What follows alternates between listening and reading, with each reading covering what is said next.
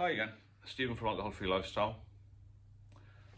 I'm going to talk about a subject which I discussed with a few of my ex-drinking friends who are still drinking. When I said a few years ago that, including me this time, maybe 10 years ago, do you know we're drinking ourselves to death, yeah? It was a bit of an off-the-cuff remark, but it was true. And I said, this is slow suicide. Because there's so many effects on you, doesn't it? Alcohol. You don't start out in life to have issues, medical issues. You don't start to have mental health issues. And to me, it slowed my life right down, put me right back. And I know some guys who are still drinking now had very good jobs, very good prospects in the military, in finance, and jobs all over the world.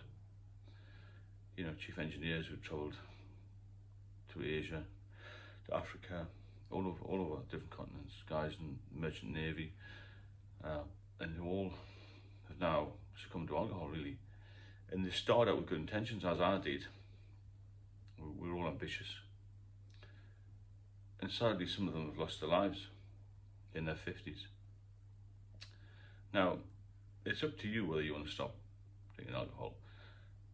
But when I was 20, when I was 30, I was drinking.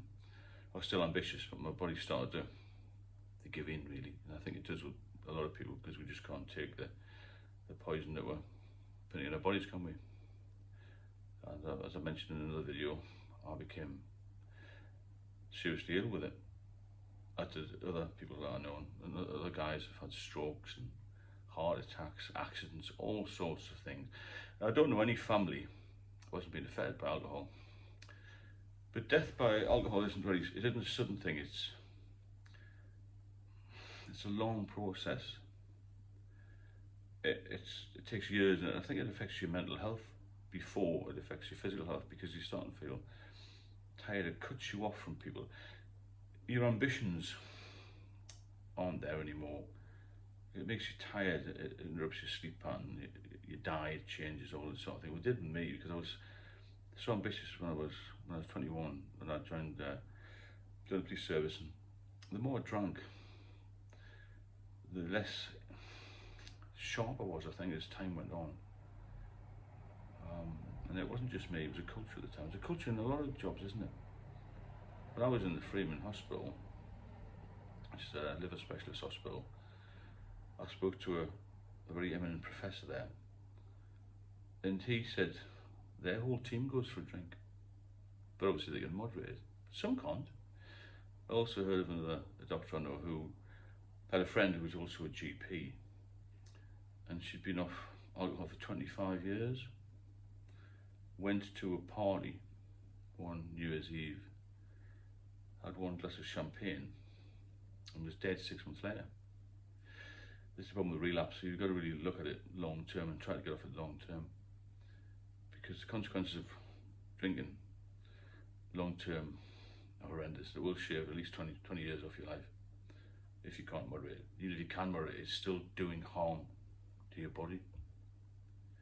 You've got to be conscious of that. Even if you can cut down a little bit, it will help, but the goal is to stop.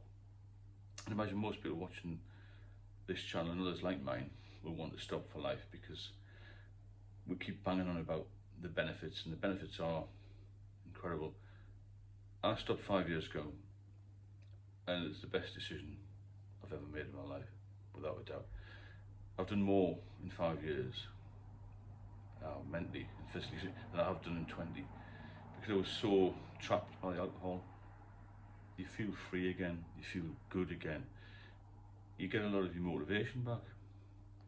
When you're stuck in the pub, you're in a rut, basically, that's all you are. And it becomes worse. If you look around any pub, there'll be a group of people in there virtually every day, mainly single men, who will be maybe between 50 to 70. They'll be there all the time. The pub's always going to be there for them, but they don't do anything else. When you become free of alcohol, it opens up your life. And obviously, with regard to health benefits, there's so many health benefits. There's also financial benefits to giving you up for life. and you get more ideas, you'll think outside the box again. You turn the clock back, because none of us set out to become problem drinkers, alcoholics, whatever you want to call it. And there's still that stigma, isn't there? When you tell people you don't drink, why don't you drink? And what a lot of people do, I've noticed, is you tell them you don't drink because it's not good for you. They'll justify their drinking. Some heavy drinkers have said to me, well, we didn't drink as much as you did. I don't drink very much, and they're in the pub every day. And then they'll say, well, I just have a few on a weekend day. But they drink all the time. I can tell they drink all the time. Because I drank for 4 years. I know all the signs of a heavy drinker. Yes, yeah, they sort of justify their own situation, but really, it is slow suicide. And my major want when I stopped was to be around for my daughter, because I was starting to give up with life, I think, after 2 or 3 years of being pretty ill, in and out of hospital, this sort of thing. And one young doctor said to me, she said, do you have any children? She said, yeah, I've got a daughter. And I was feeling really low, really low. Depressed, I would say, really, to be fair, because I was backwards and forwards to hospital, things weren't getting much better. And she said, what do you think your daughter would do if you started drinking again? Will you die young, this sort of thing, you know? And I focused on that. You need to focus. And I turned my life around because of that. Also, around the time I was ill, my father passed away. I gathered some strength from that as well.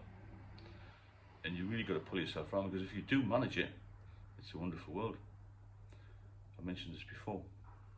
So it's not a pretty sight, death by alcohol. It takes years and years, but you'll see people gradually deteriorate. They'll not be as sprightly as they were. I mean, that happens with age anyway. But a 60-year-old drinker will be an 8-year-old fitter person who's sober. Another 20 years of life, isn't it? And also in that time, the extra time you've got of life, you're fitter. You can do more. You can still jump on a plane. You can train somewhere. You can get some more exercise. You can be ambitious again. You can't turn the clock back, but you can wind it up again.